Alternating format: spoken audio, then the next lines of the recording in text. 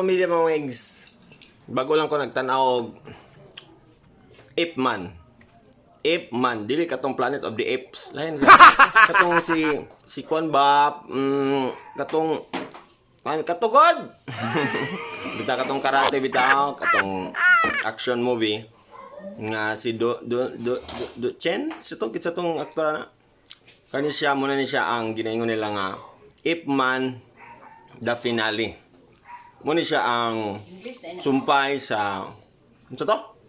Naman day ko audience ni. Muna siya sumpay atong murag fourth part na ba ni siya? I think. And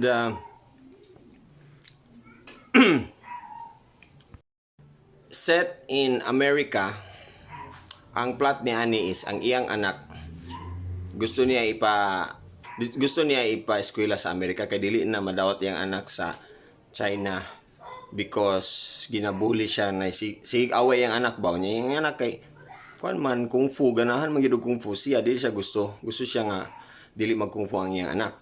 Now bumpaingon na din sila sa Amerika ug naa din dito ang mga oppression sa mga Chinese dito sa Amerika din diya magsugod ang iyang story. So far lingaw kay kustanan because ang iyang action number 1 gyud na siya. Ikaduha, the story is very heartwarming. Pag tulo siguro ko nakahilak. Grabe ang ang story. Makabagbag damdamin ba nga marag makarelate ka nga lisod kay ngani nga sitwasyon. Very action packed. Labi na sa kanang mga kung fu na gyud o kung ganahan kay kag mayengana. Actually naagid siya kung baga makaingon ka imposible kayo pero pili na ako basta kuan lang gyud sa kung fu bitaw. Posible gud gyapon to nga mga mahitabo. Siguro gi kuan lang gyud to for cinema. Murag gi-exage lang gyud for cinema ba. So, kung ganahan kag action, ganahan ka og mga ingana, mga Chinese movies nga quality, kanina siya nga movie ang akong i-recommend. My rating is 10. 10 ang rating nako because pagawas na ako murag nakahinuklog pa ko sa kinabuhi nako. Bisag action to. And maayo pagka-acting. At the same time, it is parang an eye-opener for racist nga mga principles sa mga tao. Diba?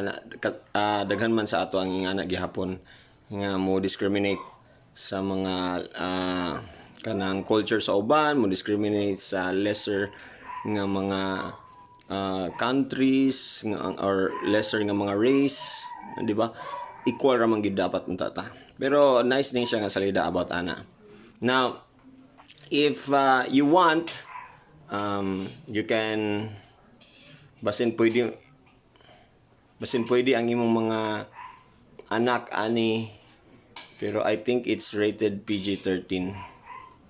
Pero wala man kayo nalay mga violent lang yun nga mga bali nga kamot, bali nga kuan ana nga mga karate ba di ba na dugo sa kuan. So feeling nako dili kay siya sa mga bata, not for children.